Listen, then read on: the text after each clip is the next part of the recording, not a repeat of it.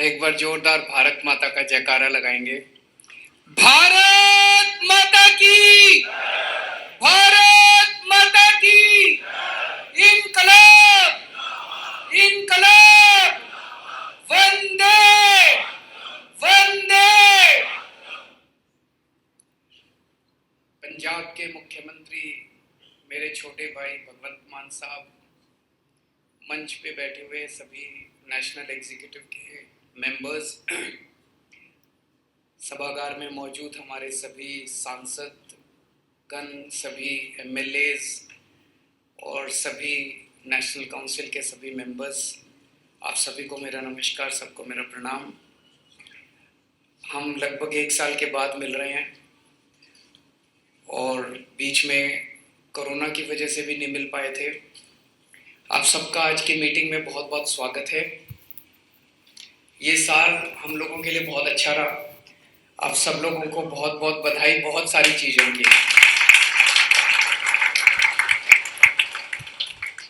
पिछले 1 साल में हम पंजाब का चुनाव जीते।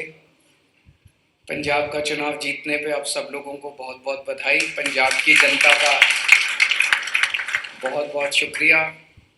भगवंत मान को सीएम बनने का बहुत बहुत बधाई। इनके सभी मंत्रीगण, इनके सभी एमएलए, सब लोगों को बहुत बहुत बधाई। गोवा में हमारे 2 एमएलए बने, उन दोनों एमएलए को बहुत बहुत बधाई। अभी गुजरात के चुनाव में अभूतपूर्व सफलता मिली हम लोगों को, शानदार सफलता मिली। गुजरात के लोगों का बहुत बहुत शुक्रिया और खासकर पंजाब के वॉलंटियर्स और पंजाब के एमएलए और पंजाब के मंत्री बहुत बड़ी संख्या में गुजरात गए थे। उन सब लोगों का बहुत बहुत शुक्रिया, उनको बहुत बहुत बधाई। अभी कुछ दिन पहले गुजरात के सिलसिले में एक व्यक्ति ने मुझे कहा कि गुजरात में तो आप बैल से दूध निकाल के ले आए। इतना मुश्किल था। गाय से दूध तो सारे निकालते हैं, हम बैल से दूध निकाल के ले आए। 14% वोट शेयर, 5 एमएलए पहली बार में। और पहली बार में हम पहली बार चुनाव लड़े और कई मीडिया के साथी क्वेश्चन पूछते हैं, आपकी सरकार नहीं बनी? आज तक भारत के इतिहास में कभी नहीं हुआ होगा कि कोई पार्टी पहली बार चुनाव लड़े और उसकी सरकार बन जाए, लेकिन हमारे से उनको आदत पड़ गई है, भाई ये चुनाव लड़ रहे हैं तो सरकार बनेगी बनेगी। सो मुझे जब ये प्रश्न पूछते हैं तो अच्छा लगता है मुझे। तो मैंने कहा नहीं, पंजाब में भी दूसरी बार बनी थी, यहाँ भी दूसरी बार में बनेगी। 2027 में सरकार पक्की बनेगी, आप बिल्कुल चिंता मत कीजिए। एमसीडी के चुनाव, इसके लिए आप सब लोगों को बहुत बहुत बधाई। 15 साल से बीजेपी का कब्जा था यहाँ पे, उसमें हमने शानदार जीत हासिल की, इसके लिए आप सब लोगों को बहुत बहुत बधाई। और सबसे बड़ी बधाई कि हमारी 10 साल पुरानी पार्टी अब एक राष्ट्रीय पार्टी बन गई है।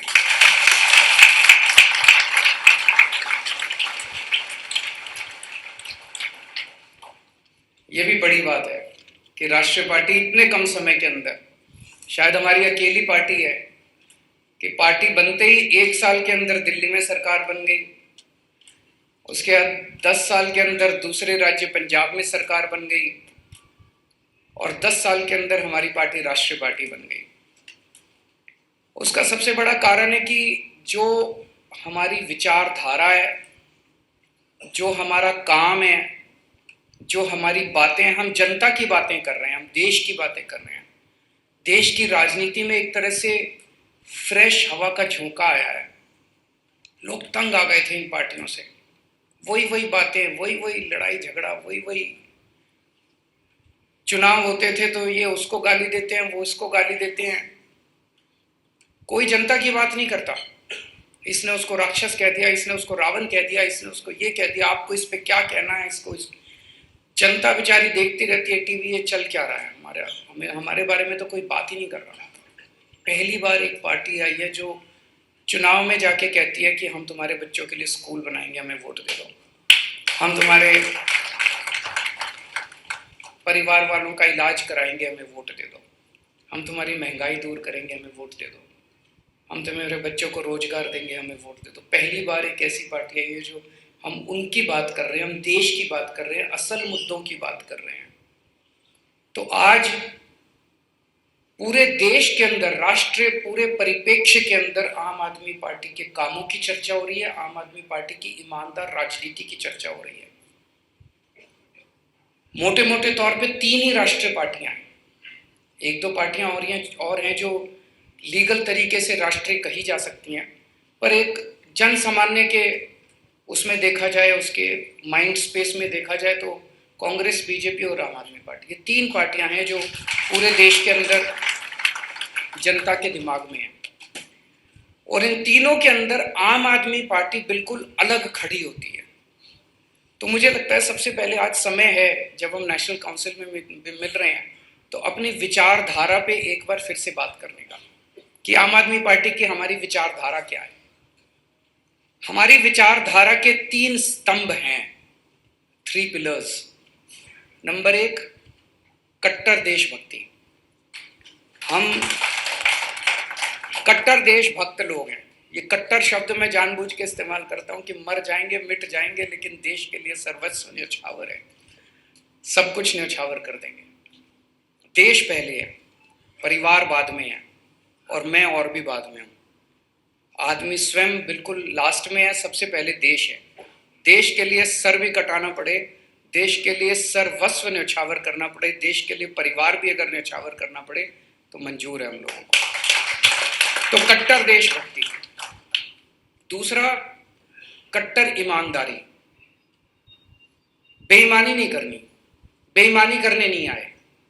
हमारी उत्पत्ति भ्रष्टाचार के खिलाफ आंदोलन से हुई थी, रामलीला मैदान से हमारी उत्पत्ति हुई थी। भ्रष्टाचार के खिलाफ देश का सबसे बड़ा आंदोलन हुआ था, जिसमें से आम आदमी पार्टी निकली थी। तो कट्टर ईमानदारी, हम ईमानदारी से काम करने के लिए, ईमानदारी से सेवा करने के लिए आए हैं देश की, घर भरने के लिए नहीं आए। वो तो ये लोग कर ही रहे थे, 70 साल से ये लोग कर ही रहे थे। अगर बेईमानी करनी होती तो आम आदमी पार्टी बनाने की क्या जरूरत थी? बीजेपी में चले जाते, कांग्रेस में चले जाते, वहीं कोई एमएलए बन लेते, पैसा कमा लेते। ये करने थोड़ी आए थे। तो कट्टर ईमानदारी। हमारी अकेली पार्टी है जो अपने मंत्री में के बारे में जरा सा पता चलने पे अपने मंत्री तक को जेल भेज देती है, और कोई पार्टी नहीं है भारत के इतिहास में जो अपने खुद के मंत्री को जेल भेज दे। हमारी अकेली पार्टी है जो अपने मंत्री को जेल भेज देती है अगर पता चल जाए कुछ गड़बड़ कर। तो कट्टर ईमानदारी ये हमारा दूसरा स्तंभ है। और इंसानियत, इंसान का इंसान से हो भाईचारा, यही पैगाम हमारा। धर्मों के बीच में, जातियों के बीच में ये जो लड़ाई झगड़े कराते हैं, ये नहीं करना। सारे इंसान हैं, सब इंसान बराबर हैं, चाहे कोई किसी जात का हो, चाहे कोई किसी धर्म का हो, चाहे अमीर हो, चाहे गरीब हो, चाहे बच्चा हो, चाहे बूढ़ा हो, चाहे कैसा भी हो, सब इंसान बराबर हैं। और हर इंसान का फर्ज है दूसरे इंसान की सेवा करना। ये हमारे 3 स्तंभ हैं आम आदमी पार्टी के। और इन लोगों की क्या विचारधारा है? इनमें से एक पार्टी की विचारधारा है गुंडागर्दी। इतनी गुंडागर्दी मचा रखी है इन्होंने पूरे देश के अंदर, इतनी गुंडागर्दी मचा रखी है पूरे देश में। गुंडागर्दी करना, लफंगई करना, गाली गलौज करना, महिलाओं के साथ दुर्व्यवहार करना। जितने देश के ऐरे गहरे लुच्चे लफंगे हैं, सारे इनकी पार्टी में संरक्षण लेने के लिए चले जाते हैं। इनको बकायदा माला पहना के इन लोगों को, सारे गंदे लोगों को ये अपनी पार्टी में शामिल कराते हैं। और दूसरी पार्टी की विचारधारा क्या है? भ्रष्टाचार। इतने भ्रष्टाचार किए उन्होंने, इतने भ्रष्टाचार किए। तो एक तरह से आप देखें तो जनता को इसलिए पसंद आ रहा है हमारी विचारधारा। और दिल्ली में हमने जो गवर्नेंस के काम किए, आज तक ऐसे काम कभी नहीं हुए, और वही काम अब सारे के सारे पंजाब में होने चालू हो गए। तो जनता को अब ये विश्वास हो रहा है कि ये पार्टी जो है ये अच्छी पार्टी है, ये शरीफों की पार्टी है। एक अहम मुद्दा है जो पिछले कई दिनों से इस देश के हर आदमी को पीड़ा दे रहा है वो है जिस तरह से पिछले कुछ सालों में चाइना हम लोगों को आंखें दिखा रहा है। चाइना जिस तरह से हमारे ऊपर जब कब छोटे बड़े हमले कर देता है, हमारे देश के जवान बॉर्डर के ऊपर चाइना का डट के मुकाबला कर रहे हैं, अपनी जान तक दे रहे हैं। कई जवानों ने अपनी जान दे दी। उसके बावजूद सुनने में आता है कि चाइना कहीं पे इतने किलोमीटर अंदर घुस गया, चाइना कहीं पे इतने किलोमीटर अंदर घुस गया। भारत सरकार कहती है नहीं नहीं सब ठीक है। मीडिया में आता है, सोशल मीडिया में आता है कि नहीं नहीं सरकार ठीक नहीं बोल रही। अब एक तरफ चाइना हमें आंखें दिखा रहा है, एक तरफ बॉर्डर के ऊपर हमारा सैनिक जो है वो चाइना का डट के मुकाबला कर रहा है, अपनी जान तक दे रहा है। कई सैनिकों की जान चली गई। और दूसरी तरफ मैं देख रहा था कि चाइना से हम चाइना को इसका इनाम देते जा रहे हैं। हमारी सरकार, केंद्र सरकार को पता नहीं क्या हो गया, भारतीय जनता पार्टी की सरकार को पता नहीं क्या हो गया, उनको सजा देने के बजाय वो हमें आंख दिखाते हैं। उनकी आंख में आंख डाल के उनको जवाब देने की बजाय उनके साथ हम और सामान खरीद रहे हैं, उनसे चाइना से और सामान खरीद रहे हैं। 2020-21 में यानी कि पिछले से पिछले साल में हमने $65 बिलियन का चाइना का माल खरीदा। $65 बिलियन मतलब मोटे मोटे तौर पे 5.25 लाख करोड़ रुपए का सामान भारत ने चाइना से खरीदा। चाइना ने और आंख दिखाई। तो भारतीय जनता पार्टी की सरकार ने अगले साल $95 बिलियन का 7.5 लाख करोड़ का और सामान खरीदा, उनसे और सामान खरीदा। अरे आपको तो उनको सजा देनी चाहिए थी, उनको कहना चाहिए था कि या तो तमीज से रहो नहीं तो हम सामान खरीदना बंद कर देंगे तुमसे। करना चाहिए था कि नहीं करना चाहिए था? हमें तो उनको सजा देनी चाहिए थी, उनसे और माल खरीदने की। क्या मजबूरी है केंद्र सरकार की, क्या मजबूरी है भारतीय जनता पार्टी की? एक तरफ हमारे बॉर्डर पे सैनिक जान दे रहे हैं और दूसरी तरफ ये चाइना को इनाम पे इनाम देते जा रहे हैं, चाइना से और माल खरीद रहे हैं, और माल खरीद रहे हैं। क्यों? हमारे सैनिकों की जान की कोई कीमत नहीं है क्या? और माल क्या खरीदते हैं? चप्पलें इंपोर्ट हो रही है, कपड़े इंपोर्ट हो रहे हैं, खिलौने इंपोर्ट हो रहे हैं। ये हम नहीं बना सकते? चप्पलें हम नहीं बना सकते? कपड़े हम नहीं बना सकते? वहां से चश्मे इंपोर्ट हो रहे हैं। ये सारा सामान तो हम भी बना सकते हैं, भारत भी बना सकता है। भारत के अंदर भारत के लोगों को मैन्युफैक्चरिंग करने की बजाय सारा सामान चाइना से खरीद रहे हैं, चाइना को शाबाशी दे रहे हैं। चाइना, कुछ तो मजबूरी है इन लोगों की जो भारत को इन्होंने इस तरह से उनके सामने है। हमारे सैनिकों की जान की भी इनकी कोई परवाह नहीं है। कहते हैं चाइना से माल सस्ता आता है। अरे नहीं चाहिए हमको सस्ता माल, हम भारत का माल खरीद लेंगे चाहे कितने में भी बने। हमारे भारत के लोग जो हैं वो कट्टर देशभक्त हैं, अपने सैनिकों की जान की कीमत है हमारे लिए। हमें नहीं चाहिए चाइना का सस्ता माल। डबल कीमत पे भी अगर हमारे देश के अंदर माल बनेगा, हम डबल कीमत पे खरीद लेंगे अपने देश से माल, लेकिन चाइना से माल खरीदना बंद करो। आज मैं इस मंच के जरिए भारत के लोगों से अपील करता हूं कि चाइना के माल का बॉयकॉट करना शुरू करें। और मैं अपील करता हूं भारत सरकार से, थोड़ा सा दम दिखाओ यार, अपने देश के सैनिकों की थोड़ी सी इज्जत करना सीखो। भारतीय जनता पार्टी से अपील करता हूं, इस तरह से अपने को गिरवी मत रखो, इस तरह से चाइना के सामने अपना सर मत झुकाओ। ये पार्टी जिस तरह से चाइना के सामने सर झुका रही है, भारत पूरा देश को एक साथ लो, एक एक भारतीय चाइना का सामान बायकॉट। और ये आने वाला ये 21वीं सदी है, यहाँ पे कोई ऐसा नहीं है कि एक देश दूसरे देश की जमीन पे कब्जा कर लेता है। ये सारा इकोनॉमी का खेल होता है, सारा व्यापार का खेल है। जिस दिन हमने चाइना को आंख दिखानी शुरू कर दी और ये $95 बिलियन का इंपोर्ट जो हम चाइना से कर रहे हैं, ये इंपोर्ट हमने करना बंद कर दिया, चाइना को अपनी औकात पता चल जाएगी। $95 बिलियन 7.5 लाख करोड़ कोई कम नहीं होता। और हम अपने देश में क्यों नहीं बना रहे माल? चप्पलें बना सकते हैं, खिलौने बना सकते हैं, चश्मे बना सकते हैं, कपड़े बना सकते हैं। जो जो माल, मैं लिस्ट देख रहा था, सारा माल जो जो चाइना से आया है, और मैंने कई आर्टिकल्स पढ़े, अखबारों में खबर छपी है कि 90% से ज्यादा माल जो चाइना से हम मंगवा रहे हैं, ये सारा का सारा माल इंडिया के अंदर बन सकता है। इंडिया में क्यों नहीं बनाते? इंडिया में इन्होंने हमारे देश के लोगों की हालत इतनी पतली कर दी कि बड़े बड़े उद्योगपति अब देश छोड़ छोड़ के जा रहे हैं। बता रहे हैं पिछले 5-7 साल के अंदर 12.5 लाख लोग भारत छोड़ के चले गए। किसी के पीछे ईडी छोड़ देते हैं, किसी के पीछे सीबीआई छोड़ देते हैं, किसी के पीछे, किसी को काम ही नहीं करने देते। जितने हाई नेटवर्थ इंडिविजुअल्स हैं, हाई नेटवर्थ इंडिविजुअल्स मतलब जिनके पास पैसा है, उद्योगपति है, बड़े बड़े व्यापारी हैं, सब लोग देश छोड़ छोड़ के जा रहे हैं। दुखी हो गए हैं लोग, दुखी कर दिया लोगों के ऊपर फर्जी केस कर करके। जितने चोर उचक्के हैं उनको नहीं पकड़ेंगे, चोर उचक्कों को अपनी पार्टी में शामिल कर लेंगे, चोर उचक्कों को संरक्षण देंगे। और जो ईमानदारी से काम करना चाहता है इस देश के अंदर, ईमानदारी से उद्योग चलाना चाहता है, ईमानदारी से इंडस्ट्री चलाना चाहता है, ईमानदारी से व्यापार करना चाहता है, उसके पीछे ईडी छोड़ देंगे, उसके पीछे सीबीआई छोड़ देंगे। वो बेचारा हाथ जोड़ के देश छोड़ के चला गया।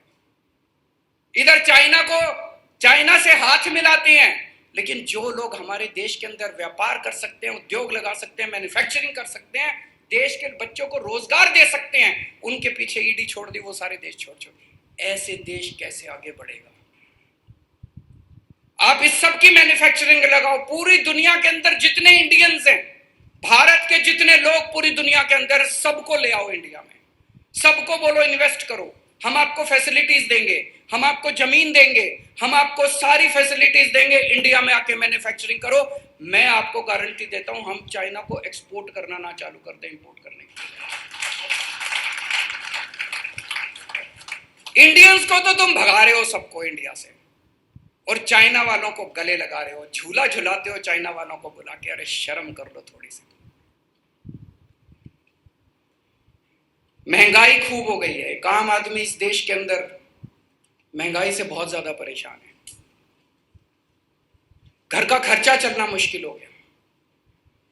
एक जिम्मेदार सरकार होने के नाते दिल्ली के अंदर तीसरी बार जनता ने हमारे ऊपर भरोसा किया, इतना भारी बहुमत हम लोगों को दिल्ली के अंदर दिया।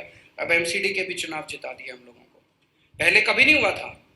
पहले क्या होता था दिल्ली के अंदर कि दिल्ली सरकार में एक पार्टी की सरकार बनती थी, वो इतने उल्टे सीधे काम करते थे कि एमसीडी में फिर जनता दुखी होकर दूसरी पार्टी की सरकार बना देती थी। फिर वो एमसीडी वाले इतने दुखी कर देते थे कि फिर दिल्ली में पहली बार ऐसे हुआ कि 3 बार हमारी सरकार बनी और एमसीडी में भी हमारी सरकार बनी। दिल्ली में हमने जनता को खूब सारी फ्री की सुविधाएं दी। हमने जनता के लिए शिक्षा फ्री कर दी, हमने जनता के लिए हॉस्पिटल फ्री कर दिए, घर में किसी के कोई बीमार हो जाए तो उसका सारा इलाज फ्री कर दिया, हमने बिजली फ्री कर दी, हमने पानी फ्री कर दिया, तीर्थ यात्रा पे लेके जाते हैं लोगों को। इस वजह से आपको जान के बड़ी खुशी होगी, ये डेटा मैं नहीं दे रहा, केंद्र सरकार की एक रिपोर्ट आई है। उस रिपोर्ट के मुताबिक पूरे देश में महंगाई की दर 7.4% है। पूरे देश में महंगाई की दर 7.4% है और दिल्ली में महंगाई की दर 4% है। पूरे देश में सबसे कम महंगाई, पूरे देश में सबसे कम महंगाई दिल्ली में है। ये मैं नहीं कह रहा, केंद्र सरकार की रिपोर्ट कह रही है। और उसका कारण यही है कि दिल्ली के अंदर इतनी सारी चीजें फ्री है। दिल्ली देश का सबसे बड़ा शहर है और हम सोच सकते हैं कि शहरों में नेचुरली महंगाई होती है। आप किसी भी बड़े शहर में चले जाओ तो कहा जाता है ना कि शहर में तो महंगी चीजें हैं, गांव में तो सस्ती चीजें हैं, शहर में तो महंगी चीजें। तो दिल्ली में तो सबसे ज्यादा महंगी होनी चाहिए थी पूरे देश में। दिल्ली तो देश की राजधानी है, सबसे बड़ा शहर है, सबसे ज्यादा चीजें महंगी दिल्ली में होनी चाहिए थी। सबसे सस्ती दिल्ली है पूरे देश के अंदर, सबसे सस्ती। ये भी एक मॉडल है अपने आप में, दुनिया के लिए मॉडल है। और सबसे में ज्यादा महंगाई कहाँ है? उत्तर प्रदेश, मध्य प्रदेश और गुजरात में 8% महंगाई है। भारतीय जनता पार्टी के सारे राज्यों में सबसे ज्यादा महंगाई है और दिल्ली में सबसे कम महंगाई है। तो महंगाई कम हो तो सकती है। शर्त एक ही है, आम आदमी पार्टी जैसी एक ईमानदार सरकार होनी चाहिए। बेरोजगारी से पूरा देश बड़ा दुखी है। हमारे बच्चे पढ़ पढ़ के डिग्रियां ले लेके घूम रहे हैं सड़कों के ऊपर, उनको जॉब्स नहीं मिल रहे। इसमें कई सारे एक्सपेरिमेंट्स मनीष सिसोदिया जी भी कर रहे हैं। स्कूलों के बच्चों को ये बिजनेस करना सिखा रहे हैं कि हम अपने बच्चों को जब बड़े हों, डिग्री लेके निकले तो वो जॉब लेने वाले नहीं, जॉब देने वाले बने। उसमें समय लगेगा, लेकिन हमारी सरकार ने दिल्ली के अंदर पिछले 5-7 साल के अंदर 12 लाख बच्चों के लिए रोजगार तैयार किए हैं। 12 लाख बच्चों को रोजगार तैयार। अब पंजाब के अंदर पिछले 7-8 महीने में भगवंत मान साहब ने कई सारी नई सरकारी नौकरियां निकाली हैं, कई सारी। और हैं जी 21,000 बच्चों को इन्होंने सरकारी नौकरियां, नियुक्ति पत्र, नियुक्त अपॉइंटमेंट लेटर्स उनके हाथ में दे दिए। तो नौकरियां मिल तो सकती हैं, रोजगार मिल तो सकता है, नीयत चाहिए। नीयत खराब है। अब दिल्ली ने यह दिखा दिया कि महंगाई का भी समाधान हो सकता है, बेरोजगारी का भी समाधान हो सकता है। नीयत चाहिए, अच्छी नीयत वाली सरकार चाहिए। कुछ लोग मेरे से प्रश्न पूछते हैं, आम आदमी पार्टी का विजन क्या है आपका? आने वाले समय में आप आम आदमी पार्टी को कहां देखते हैं, कैसे देखते हैं? आम आदमी पार्टी को लेके मेरा कोई विजन नहीं है। देश को लेके मेरा विजन है। देश को हम कहां देखते हैं? आज से 5 साल के बाद, 10 साल के बाद देश को कहां देखते हैं? देश के बारे में हमारा विजन है। और आम आदमी पार्टी तो उस देश के विजन को पूरा करने में अपना काम करेगी। हम ऐसा देश चाहते हैं जहां पे सभी जाति और सभी धर्मों के लोगों के बीच में प्यार और मोहब्बत हो। जाति के नाम पे कोई हिंसा नहीं होनी चाहिए। इस जात के लोग उस जात से लड़ गए, इस जात के, ये सब नहीं होना चाहिए। धर्म के नाम पे हिंसा नहीं होनी चाहिए, धर्म के नाम पे मारपीट नहीं होनी चाहिए, धर्म के नाम पे गाली गलौज, गुंडई लफंगई नहीं होनी चाहिए।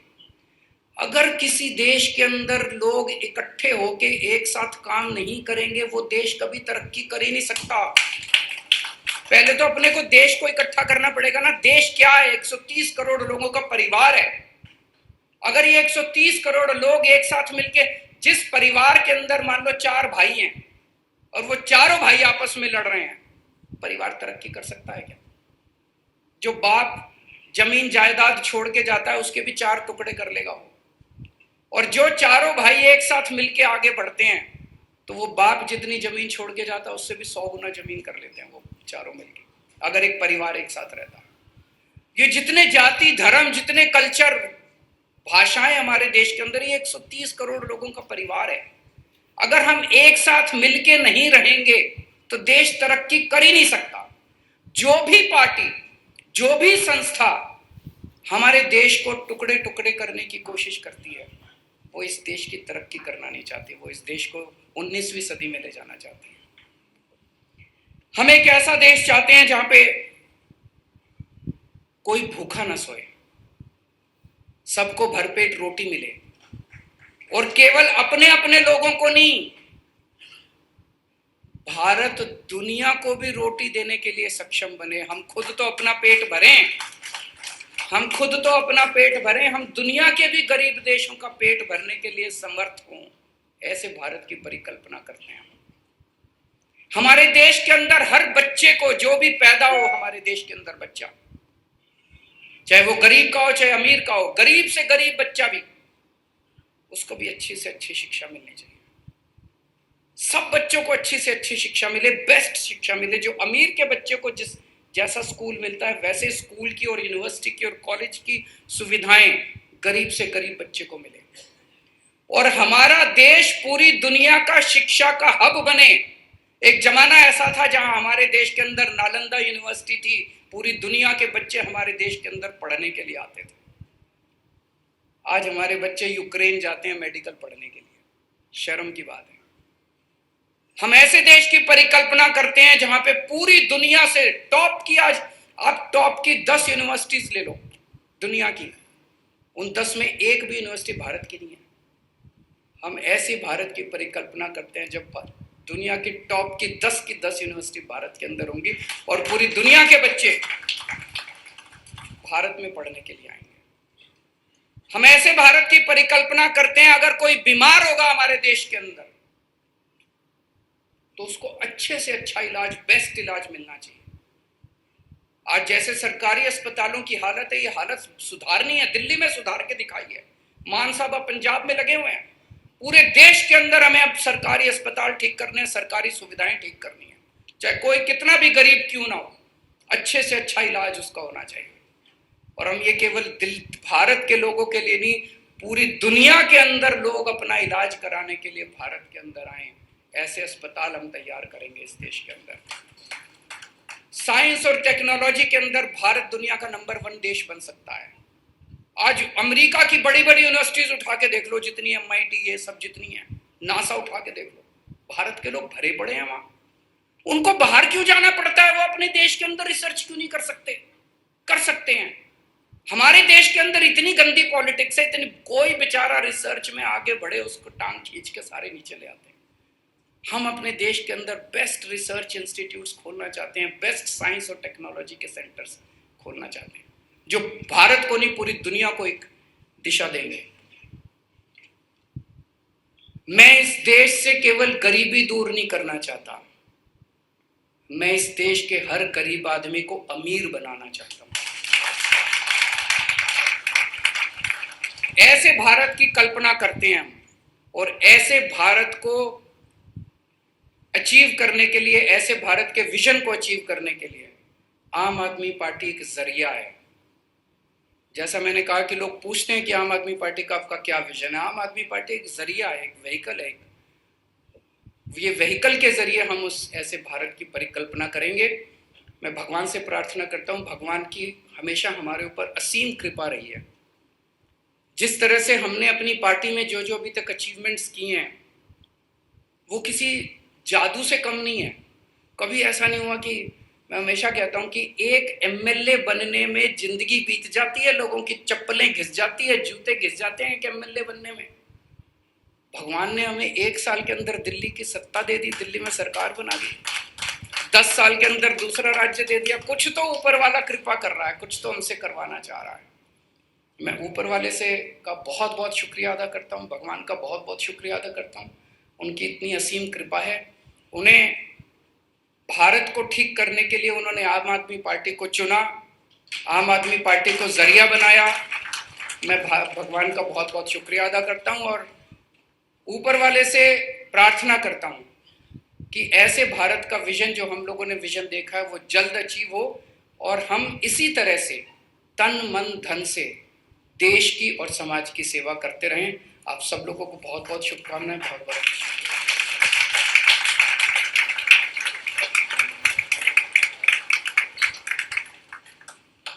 बहुत बहुत धन्यवाद अरविंद जी।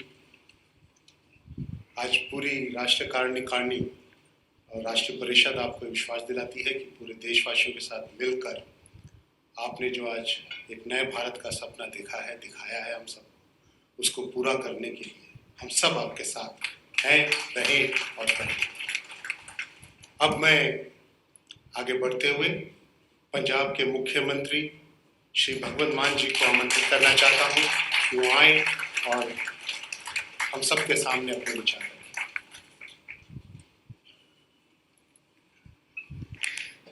बहुत बहुत धन्यवाद पंकज जी।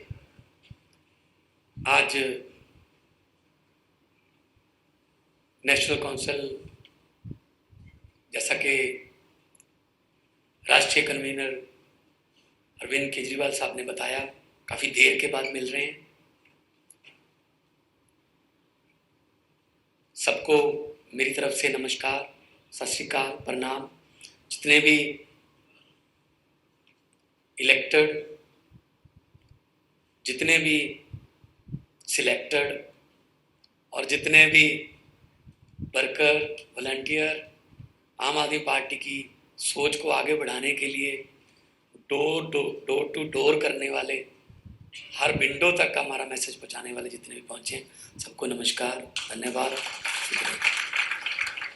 मेरे ख्याल में जिस किस्म का विज़न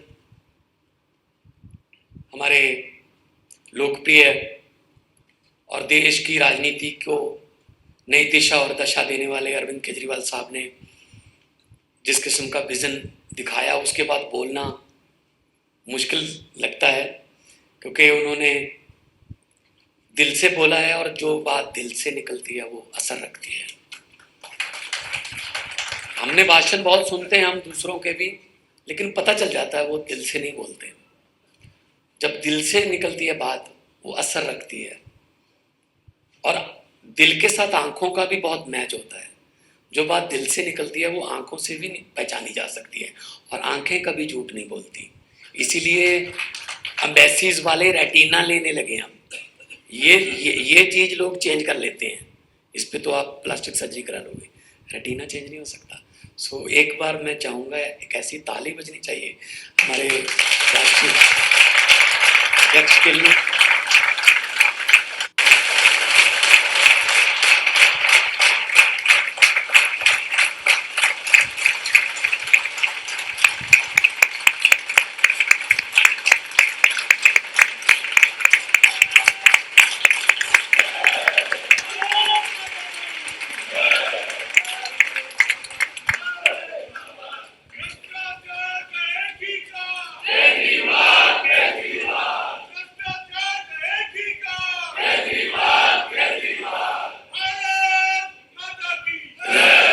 बहुत बहुत धन्यवाद। इनकी मैं सोच रहा था जब बोल रहे थे, इनकी इन्हीं बातों से कायल होके हम अपने प्रोफेशन छोड़कर यहाँ आए। जब ये रामलीला ग्राउंड में बोलते थे, जब हर रोज एक पीसी होती थी, तब आंखें बोलती थी, दिल बोलता था। इन्हीं बातों से कायल होके हम सब लोग अपने अपने प्रोफेशंस को भी छोड़ के आए हैं। कईयों ने नुकसान भी कराया, पर्चे हुए, जेल में भी साथी हमारे बैठे। तो इसीलिए आए हैं कि देश के लिए कुछ करना है, वरना पैसे कमा के दुनिया बहुत बड़े बड़े बैंक खाते छोड़कर लोग चले जाते हैं, साथ कुछ नहीं जाता। देश के लिए कुछ किया याद रहता है।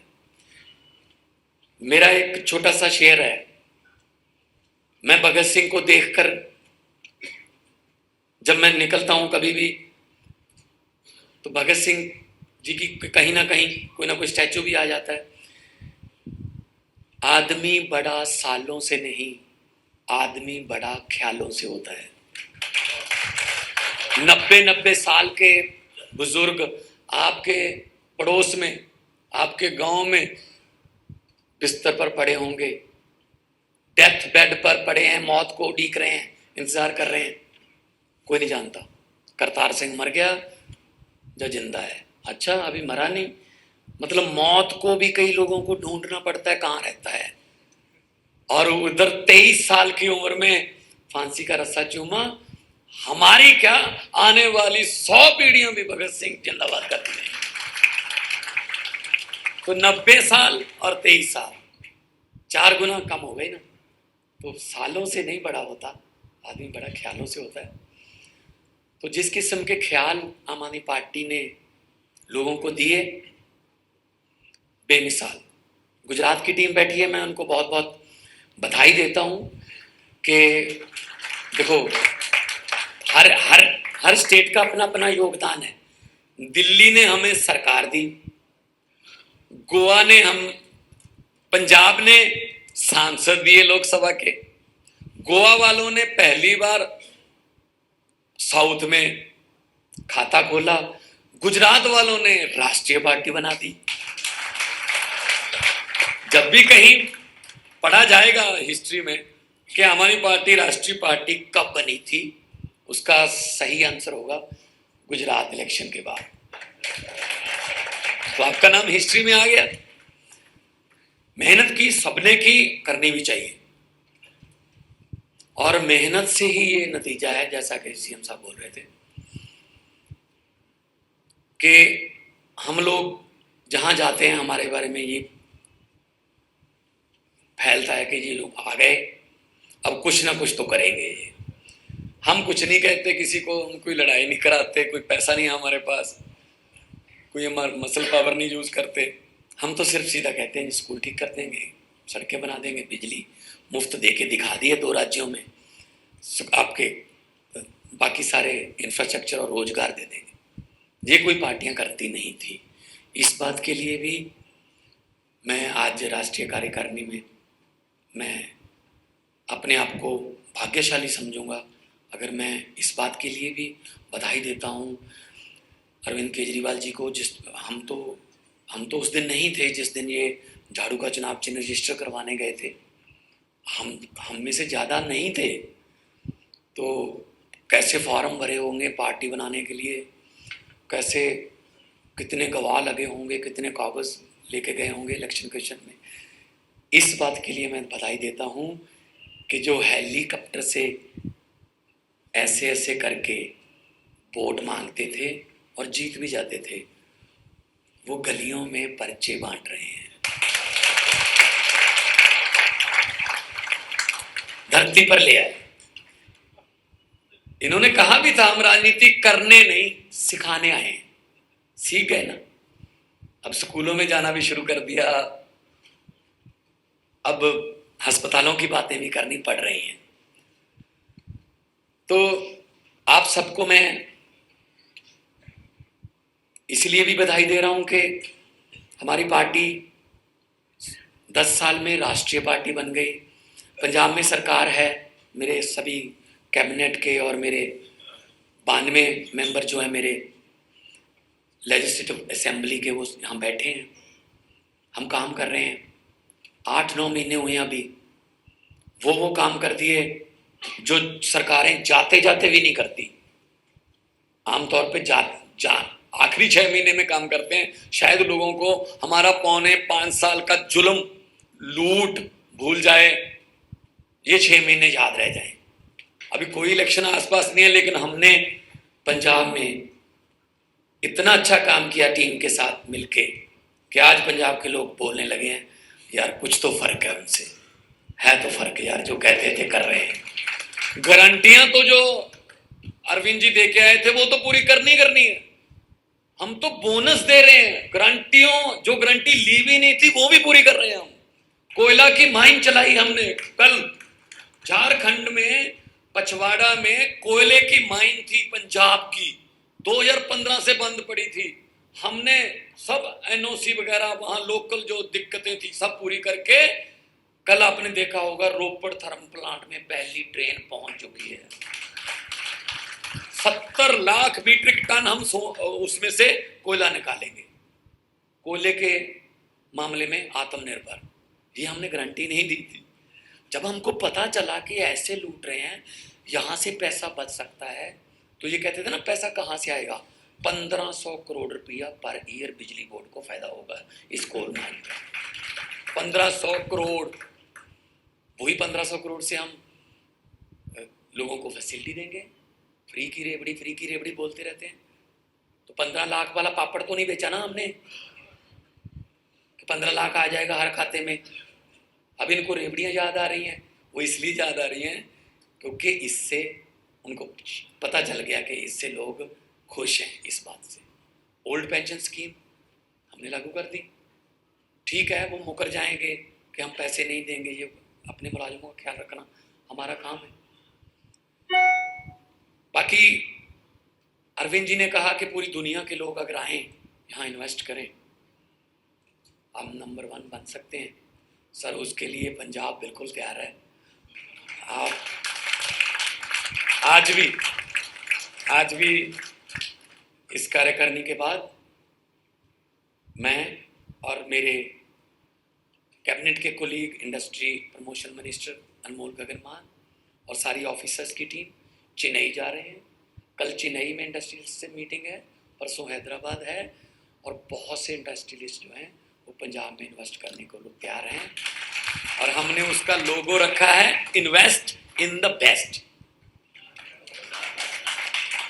सो एनआरआईज हैं, बहुत एनआरआईज हैं, पंजाबी हैं, वेल ऑफ हैं, पूरी दुनिया में पंजाबी हैं, करना चाहते हैं बहुत कुछ। लड़की भले ही जितने मर्जी बड़े घर में उसकी शादी हो जाए, लड़की भले ही जितने मर्जी बड़े घर में ब्याही जाए, लेकिन उसकी एक तमन्ना जरूर रहती है कि मेरे मायके की तरफ से ठंडी हवा के बुल्ले आने चाहिए। तो पंजाब हमारे लाखों एनआरआईज के लिए मायका है। जब यहां से कुछ अच्छी खबर जाती है तो उनको हौसला होता है, यार कुछ तो हो रहा है यार, हमारे देश में अच्छा हो रहा है यार। तो जब टाटा स्टील जमशेदपुर के बाद सबसे बड़ा प्लांट अपना लुधियाना में लगाएगा तो और उनको अच्छा लगेगा कि अच्छा कुछ हो रहा है यार। जब सनातन टेक्सटाइल 1500 करोड़ रुपया खर्च करके राजपुरा में आएगी, जब हॉलैंड एक फैक्ट्री कैटल फीड बनाने की 100 करोड़ का एमओयू हमारे साथ करेगा, जब बर्बियो कंपनी 47,000 एकड़ की पराली को खरीद के उससे बायो एनर्जी बनाएगा, तो उनको तो थोड़ा फक्र महसूस होगा, कुछ तो हो रहा है। जब फ्रेडनबर्ग कंपनी 38 एकड़ मोरिंडा में लेकर मर्सिडीज के सेंसर बनाएगी, तब उनको पता चलेगा पहले वालों में और इस वालों में क्या फर्क है। ये फर्क है बस। हम हर रोज कुछ ना कुछ नया ऐलान करते हैं। हम चाहते हैं पंजाब, क्योंकि पंजाब जो है वो दिल्ली देश का दिल है। पंजाब के बारे में कहा गया कि भारत है बांग मुंदरी बिच नग पंजाब दा। अगर हमारा देश एक मुंदरी है, जो जिसको आप अंगूठी है, तो उसमें नग जो है चमकता है हीरे वाला, वो पंजाब है। तो इस नग की जो चमक है वो फीकी नहीं पड़नी चाहिए। और कल कोई मुझे टीवी में पूछ रहा था, टीवी वाले, कि जी दिल्ली के साथ नॉलेज शेयर एग्रीमेंट आपका, इसका क्या मतलब है? मैंने कहा जी जो दिल्ली में अच्छा हो रहा है वो हम पंजाब में उससे भी अच्छा कर देंगे, कोई और देखेगा वो उससे भी अच्छा कर देगा। हमें कोई ये कॉपीराइट थोड़ी ले लिए, इंटेलेक्चुअल राइट थोड़ी ले लिए कि हम दिल्ली और पंजाब में स्कूल अच्छे करेंगे। हमें तो चाहिए भाई साहब आइडिया ले जाओ, जहाँ मर्जी अच्छे कर लो। जिस दिन ट्रंप की वाइफ ने कहा कि मैंने स्कूल देखने हैं, फिर मोदी साहब ने एमसीडी वाले क्यों नहीं दिखाए? चाबी तो अरविंद केजरीवाल से लेनी पड़ी। उसको पता था ये अच्छे हैं, उसको पता था एमसीडी वाले खराब हैं, इसीलिए लोगों ने कहा यार कि तुमने अपने तो ठीक कर दिए, भाई साहब हमारे वाले भी ठीक कर दो, इसीलिए एमसीडी जीत गए। करेंगे करेंगे करेंगे। पंजाब में हम 117 स्कूल ऑफ एमिनेंस, बहुत कमाल के स्कूल बनाएंगे। मैंने बीसी 32 यूनिवर्सिटियां पंजाब में, सरकारी और प्राइवेट। मैंने सभी बीसीस की मीटिंग ली। मैंने उनको कहा कृपया फीसें ले लो, कोई बात नहीं, महंगी फीसें हैं, लेकिन कम से कम वहाँ से जॉब सीकर्स ना निकालो, जॉब प्रोवाइडर्स दो। आप लोग फीस लेके डिग्री देके उनको यूनिवर्सिटी से बाहर निकाल देते हो, वो हमारे घर के आगे धरना दे के बैठ जाते हैं, टैंकियों पे चढ़े जाते हैं, टावर पे जाते हैं। नौकरी अब अगर आप एक स्किल्ड पर्सन पैदा करोगे, वो स्टार्टअप शुरू करे, तो वो कितने आदमियों को और नौकरी देगा। जोमेटो पंजाबी है सर, फरीदकोट का, जोमेटो चलाया जिसने। ओला सानेवाल का है सर, ओला वाला। फ्लिपकार्ट पंजाबी है सर। हाँ, उनके ऑफिस बेंगलोर में है, पुणे में। अब उनको भी कह रहे हैं आ जाओ, मोहाली में ऑफिस बनाओ ना, कॉल सेंटर बनेगा, कितने लड़के लड़कियों को अच्छा स्टार्टअप मिलेगा, जोमेटो से निकल के और कहीं जाएंगे, अपना बिजनेस शुरू करेंगे। इसको हमें मल्टीप्लाई करना पड़ेगा। तो बहुत मान महसूस हो रहा है इस पार्टी में आकर और पार्टी का वर्कर बनकर। यही पार्टी है, जैसा कि अरविंद जी ने बोला, चप्पलें घिस जाती हैं एक एमएलए बनने के लिए। यही पार्टी है जो 26 साल 27 साल 28 साल 29 30 31 32 साल के लड़के लड़कियों को विधानसभा, लोकसभा, राज्यसभा और मुख्यमंत्री की कुर्सी तक पहुंचा देती है। यही पार्टी है। वरना हालात देख लो, हिमाचल में सरकार बन गई, मंत्रिमंडल नहीं बना। सुक्खू जी उनके साथ पैदल भी चल लिए 10 किलोमीटर के, बता दो कौन कौन लेने हैं, फैसला नहीं हो रहा। इतनी देर में बीजेपी वालों को टाइम मिल जाएगा, इतना टाइम लगाते नहीं है वो, और कांग्रेस वाले भी इतना टाइम देते नहीं है जाने में। ठीक है ना, एक ही पार्टी है जिसके 2 एमएलए हैं गोवा में, पता नहीं कितने करोड़ों रुपए ऑफर किए। तो हमने कहा भाई साहब जो मार्केट में ही नहीं है वो बिकेगा कैसे? भाई हम मंडी में ही नहीं है, कीमत क्यों लगा रहे हो? हमारी कीमत ही कोई नहीं है। तो Punjab sir gateway of India बनेगा। दिल्ली वालों ने पंजाब को ये बताया कि ऐसे हो सकता है, पंजाब वालों ने दिल्ली का रिकॉर्ड तोड़ा, और अब पंजाब गेटवे ऑफ इंडिया आपके लिए तैयार करेंगे। पंजाब के काम, दिल्ली के काम हम पूरे देश में लेके जाएंगे।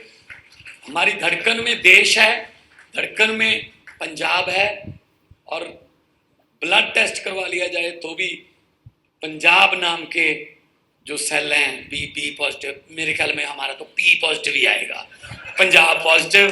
तो हम तो सर पंजाब और देश के लिए खड़े हैं। देश को आज़ादी लेके दी पंजाब ने, सबसे ज़्यादा कुर्बानियाँ 90%। अभी भी अंडमान निकोबार जाओगे सर, नाम लिखे पड़े हैं सर, 95% नाम पंजाबियों के हैं जिनको काले पानी भेजा गया था। अभी भी आप चाइना और पाकिस्तान के बॉर्डर पे जाओगे सर, आपको पंजाबी मिलेंगे। सबसे पहले सीना हमारा, गोली के दुश्मन की आएगी, सीना हमारा है। तो उस आज़ादी को लेके बचाना भी है, और हमारी बॉर्डर स्टेट है, हर रोज कुछ ना कुछ शरारत करते रहते हैं, लेकिन हमारा भाईचारा इतना, हमारी सोशल बॉन्डिंग इतनी मजबूत है कि सर कोई गोली, बम या कोई ड्रोन ये इसको तोड़ नहीं पाएगा। हम इकट्ठे रहते हैं पंजाब में, और इकट्ठे ही रहेंगे। और आप सबको जो भी आज यहाँ पे आए, सबको बहुत बहुत मुबारकबाद, बधाई। मेरा मंत्रिमंडल बैठा है, अच्छा लग रहा है, और दिल्ली का मंत्रिमंडल बैठा है, अच्छा लग रहा है, और एक दूसरे के लिए हमने काम किया। दिल्ली के गलियों में हमने काम किया, गुजरात की गलियों में हमारे कोई ना कोई हमारा पंजाबी जो है इंचार्ज होता था वहाँ पे, और बहुत अच्छा रिस्पेक्ट मिला हमें पंजाबियों को। पंजाबियों का मान, पगड़ी की शान जो है वो गुजरात में हमें देखने को मिली कि लोग कितना प्यार करते हैं पंजाबियों से, और उस शान को और उस मान को हम बरकरार रखेंगे। बहुत बहुत धन्यवाद, बहुत बहुत धन्यवाद।